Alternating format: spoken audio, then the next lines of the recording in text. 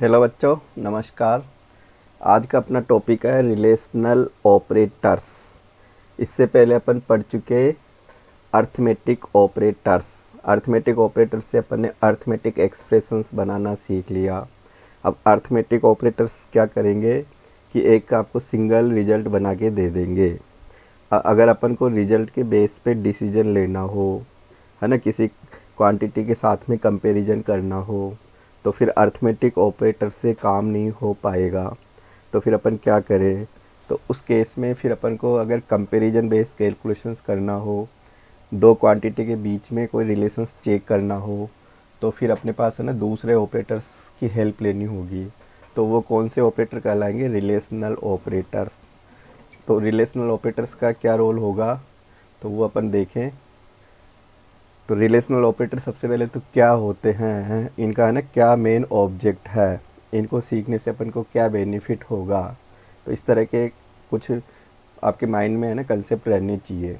तो सबसे पहले तो अपन रिलेशनल ऑपरेटर का क्या मेन ऑब्जेक्टिव है ना, इनका मेन पर्पज़ क्या है, क्यों सीखें, तो इसको सीखने से क्या बेनिफिट होगा, तो वो अपन देखें। तो सबसे पहले तो अपन देखें कि रिलेशनल ऑपरेटर क्या करते हैं, है ना, क्या करते हैं और कैसे काम करते हैं। तो relational operators are used to comparison between two quantities and depending on their relations take certain decisions. अब डिसीजन क्या हो सकता है? तो डिसीजन जो होगा कि कोई भी रिलेशंस अपन चेक करेंगे, कंपैरिजन करेंगे दो क्वांटिटी के बीच में, तो फिर कंपैरिजन करके है ना रिलेशंस का क्या रिजल्ट निकलेगा। तो रिजल्ट जो होगा या तो आपका 1 होगा या 0 होगा।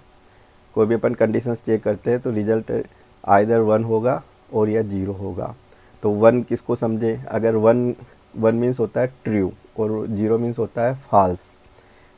It is 1 if the specified relations is true and 0 if the relations is false. तो कोई भी अगर आपका रिलेशंस ट्रू होगा तो उसका रिजल्ट 1 होगा, याद होना चाहिए। ऑब्जेक्टिव के हिसाब से भी इम्पोर्टेंट पॉइंट है। 0 कब होगा? जब रिलेशंस जो होगा, जो अपन अप्लाई कर रहे हैं डिसीजन लेने के लिए, तो अगर 0 कब होगा? जब कंडीशंस फॉल्स होगी। तो 0 फॉल्स समझेंगे, 1 को ट्रू समझेंगे। ये पॉइंट इंपॉर्टेंट हो जाता है इसका कि रिलेशनल ऑपरेटर से रिजल्ट्स क्या निकलेगा। तो रिजल्ट्स जो होगा या तो 0 होगा या 1 होगा। 1 मीन्स ट्रू और 0 मीन्स फॉल्स। कंपैरिजन और रिलेशंस में भी कि अपन दो क्वांटिटी के बीच में क्या रिलेशंस चेक कर सकते हैं ना, कंपैरिजन क्या कर सकते हैं।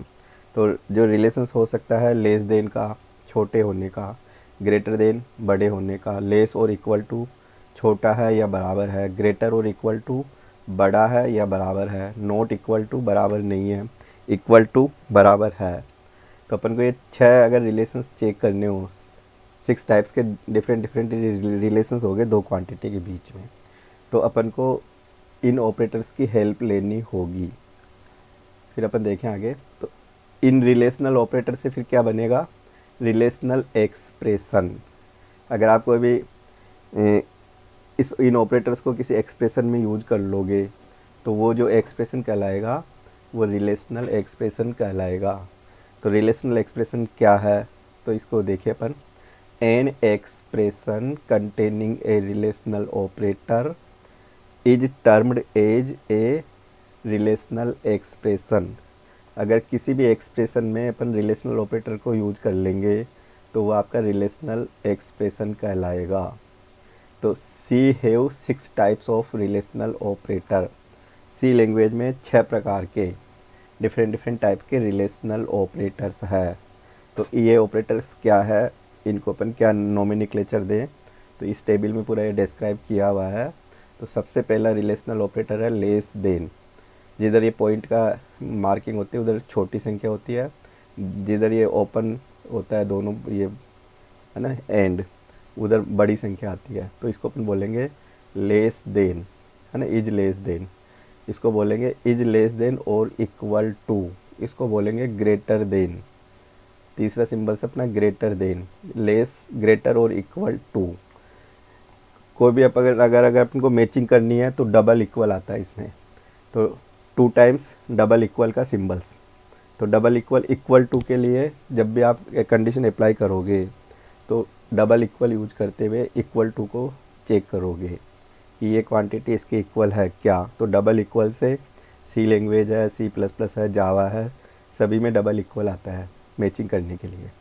तो डबल इक्वल क्या कंडीशंस रिलेशंस चेक करता है इक्वलिटी का। तो is equal to double equal आएगा, 2 टाइम्स इक्वल का सिंबल्स। फिर एक होता है नॉट इक्वल, ये भी 2 सिंबल से नॉट इक्वल बनेगा। एक्सक्लेमेशंस का सिंबल्स है और फिर देन इक्वल है। तो ये पूरा आपका 2 सिंबल्स का कंबाइन करके विदाउट स्पेसिंग एक्सक्लेमेशंस और इक्वल, ये कहलाएगा इज नॉट इक्वल टू। तो आपके ये 6 डिफरेंट सिंबल्स है, 2 क्वांटिटी के बीच में कंपैरिजन करके रिलेशंस को चेक करना हो, रिजल्ट्स जो होगा ट्रू का या फॉल्स का होगा। एक सिंगल रिजल्ट प्रोड्यूस करेगा, या तो सही होगा या गलत होगा। रिजल्ट के 2 अल्टरनेट होंगे, 2 में से एक रिजल्ट मिलेगा ट्रू और फॉल्स। फिर अपन नेक्स्ट देखें। अब आप देखो कि अपन रिलेशनल ऑपरेटर को कैसे यूज करें, तो रिलेशनल एक्सप्रेशन कैसे बना पाएंगे। तो रिलेशनल एक्सप्रेशन बनाने के लिए अपन को 2 क्वांटिटी चाहिए। तुम कहोगे 2 क्वांटिटी में कहाँ से लेके आऊँगा, तो 2 क्वांटिटी आप अर्थमेटिक ऑपरेटर से भी कैलकुलेट कर सकते हो, है ना। अर्थमेटिक ऑपरेटर से कैलकुलेट करके फिर रिलेशनल ऑपरेटर को यूज करके अदर क्वांटिटी को अपन उससे कंपैरिजन कर सकते हैं। तो हाउ टू यूज में a simple relational expression have only one relational operator, it take the following form. तो इसमें अगर कोई भी एक्सप्रेशन में एक रिलेशनल ऑपरेटर आ जाएगा तो वो सिंपल रिलेशनल एक्सप्रेशन कह सकते हो, है ना। तो रिलेशनल एक्सप्रेशन रिलेशनल ऑपरेटर से कंसिस्ट होगा। तो रिलेशनल एक्सप्रेशन का जनरल सिंटेक्स हो सकता है अर्थमेटिक एक्सप्रेशन 1, है ना, जो सिंटेक्स होगा जनरल फॉर्म। सबसे पहले यहाँ पे अर्थमेटिक एक्सप्रेशन 1, फिर रिलेशनल ऑपरेटर्स, फिर आपका अर्थमेटिक एक्सप्रेशंस 2। तो बीच में रिलेशनल ऑपरेटर लगाएंगे। यहाँ अर्थमेटिक एक्सप्रेशन में कोई भी मैथमेटिकल फॉर्मूला हो सकता है, एक्सप्रेशंस 2 में भी कोई फॉर्मूला हो सकता है, इधर कोई सिंगल वैल्यू हो सकती है, वेरिएबल्स भी हो सकता है। इधर एक्सप्रेशंस 2 में भी सिंगल वेरिएबल, मल्टीपल, है ना, पॉलिनोमियल्स है, एल्जेब्रिक एक्सप्रेशन है, यहाँ हो सकता है। तो पहले ये क्या करेगा, कंप्यूटर एक्सप्रेशन 1 को इवालुएट करेगा, फिर एक्सप्रेशंस 2 को इवाल्यूएट करेगा, फिर फाइनली, है ना, रिलेशनल ऑपरेटर का रिजल्ट्स प्रोड्यूस करेगा। जो रिलेशनल एक्सप्रेशन का रिजल्ट होगा वो या तो ट्रू होगा या फॉल्स होगा, डिपेंड करेगा कि ये रिलेशंस कैसे है। तो कंडीशंस या तो सही होती है या गलत होती है। तो रिलेशनल एक्सप्रेशन को अपन, है ना, इफ़ के साथ में या अपन आगे जाके, है ना, लूप चलाएंगे। तो लूप के जो कंडीशंस अप्लाई करेंगे उसमें ये रिलेशनल एक्सप्रेशन यूज होगा। कई बार अपन मल्टी कंडीशन को भी इन्वॉल्व करेंगे, तो मल्टी कंडीशंस में भी, है ना, ये रिलेशनल एक्सप्रेशन को कंबाइन करके फिर रिजल्ट्स बनाएंगे अपन। तो अपन को रिलेशनल ऑपरेटर बहुत डिसीजन मेकिंग में बहुत ज़्यादा काम का ऑपरेटर से है। तो यहाँ पे ए मीन्स होता है अर्थमेटिक एक्सप्रेशन 1, AE2 मीन्स हो गया arithmetic expressions 2। Arithmetic expression consist combinations of operands है, कांस्टेंट है, ऑपरेटर्स है, फंक्शंस को भी अपन इसमें इंक्लूड कर सकते हैं। तो यहाँ पे कैलकुलेशंस बन के सिंगल रिजल्ट आएगा, फिर रिलेशनल ऑपरेटर के थ्रू डिसीजन होगा। तो इन relational expression AE1 and AE2, ये वाला first number AE2 evaluated first and then the result compared, है ना, उसके बाद में रिजल्ट का कंपेयर्ड होगा, है ना। फिर एग्जांपल देखें आप कि रिलेशनल एक्सप्रेशन कैसे बनाते हैं। तो जैसे मैंने यहाँ पे सिंगल एक वेरिएबल ले रखा है A, उसको ग्रेटर देन एक रिलेशन चेक कर रहा हूँ, A B से बड़ा है क्या, है ना, is A greater than B। अब ये डिपेंड करेगा कि इन डेटा वैल्यू के ऊपर A की वैल्यू क्या है, B की वैल्यू क्या है, उसके अकॉर्डिंग यहाँ रिजल्ट आएगा। इसको देखें, इसको अपन बोलेंगे A not equal B, A B के बराबर नहीं है क्या, A not equal B is, है ना, A नॉट इक्वल B। तो अगर A की वैल्यू 5 है, B की वैल्यू 6 है, तो ये कंडीशंस आपके ट्रू कहलाएगी। अगर A की वैल्यू 5 है, B की वैल्यू भी 5 है, तो ये कंडीशंस फॉल्स कहलाएगी। I लेस देन 10, अब डिपेंड करेगा I की वैल्यू क्या है। अगर I की वैल्यू तुम्हारे पास 15 है तो ये कंडीशंस फॉल्स हो जाएगी, इसका जो रिलेशन है ना ये फॉल्स कहलाएगा। डिपेंड करता है इन आई की वैल्यू क्या लेके अपन आए हैं, तो उसी के अकॉर्डिंग फिर इनका रिजल्ट प्रोड्यूस होता है। रिजल्ट के दो अल्टरनेट होते हैं, या तो ट्रू होगा या फॉल्स होगा। फिर ऐसे देखें, ये कंबाइन कर दिया अपन ने, ए प्लस बी पहले ऐड होगा और इधर राइट एंड में सी प्लस डी ऐड होगा, इधर सिंगल वैल्यू बनेगी, इधर भी आपकी सिंगल वैल्यू बनेगी, फिर ये ग्रेटर देन से कंपैरिजन करेगा। तो अगर ये रिजल्ट ए प्लस बी का ग्रेटर हो गया, सी प्लस डी का लेस हो गया, तो ये कंडीशन ट्रू हो जाएगी ओवरऑल। तो ये अर्थमेटिक एक्सप्रेशन बन गया, अर्थमेटिक एक्सप्रेशन 2 बन गया। ऐसे आई प्लस जे अर्थमेटिक एक्सप्रेशन 1 हो गया, लेस देन और इक्वल रिलेशनल ऑपरेटर हो गया। 15 ये कांस्टेंट वैल्यू हो गई। ऐसे जैसे अपन होता है ना Pythagoras theorem, A square equal B square plus C square, तो ए इंटू ए मल्टीप्लाई करेगा, फिर इक्वलिटी से चेक करेगा बी इंटू बी प्लस सी इंटू सी। तो फर्स्ट ये जैसे ए की वैल्यू 5 है ना, बी की वैल्यू 4 है, सी की वैल्यू 3 है, तो ये कंडीशन ट्रू कहलाएगी। ऐसे ही ए प्लस बी एड होगा, लेस देन सी से कंपैरिजन करेगा, ए माइनस बी डिफ्रेंशिएट करेगा, और फिर ये जीरो नहीं होना चाहिए। अगर जीरो नहीं है तो ये कंडीशन ट्रू हो जाएगी। ऐसे B square minus 4ac less than zero, तो ये जैसे क्वाड्रेटिक इक्वेशंस का अपन सॉल्यूशन करते हैं, तो अपन डिस्क्रिमिनेंट चेक करते हैं ना, बी स्क्वायर माइनस 4ac अगर जीरो से बिलो हो गया तो रूट्स आर इमेजिनरी। तो अपन कंडीशन कैसे अप्लाई करें, तो ये पूरी अपनी एक अर्थमेटिक हो गई, बी स्क्वायर माइनस 4ac, तो b को b से मल्टीप्लाई करेगा, फिर माइनस 4ac ना, ये पूरा इवालुएट होके और फिर जीरो से कंपैरिजन करेगा।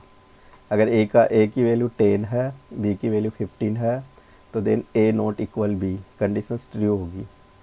तुम कहोगे क्यों, तो a की जगह 10 रखो, b की जगह 15 रखो, तो a b के बराबर नहीं है क्या, तो ये ट्रू हो जाएगा। a का मान b से बड़ा है क्या, तो a छोटा है, तो ये फॉल्स हो जाएगा।